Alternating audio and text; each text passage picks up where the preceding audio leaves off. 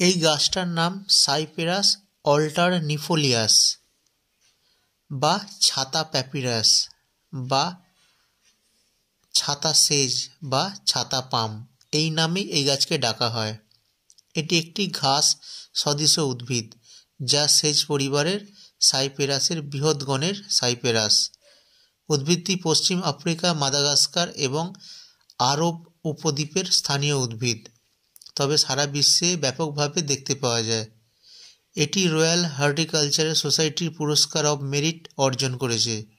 শোভাময় উদ্ভিদ হিসেবে সারা বিশ্বে এর চাষ করা হয়। পশুখাদ্য ও ঔষধ হিসেবে ব্যবহৃত হয়। পরিবেশগত ব্যবহার এবং সামাজিক ব্যবহার এবং খাদ্যের জন্য এই গাছকে ব্যবহার করা হয়। আয়ুর্বেদ শাস্ত্রে এর ব্যবহার বহুল। ডায়রিয়া, ডায়াবেটিস, প্রদাহ, ম্যালেরিয়া এবং পেটের সমস্যাতে এই গাছ ব্যবহার করা হয়।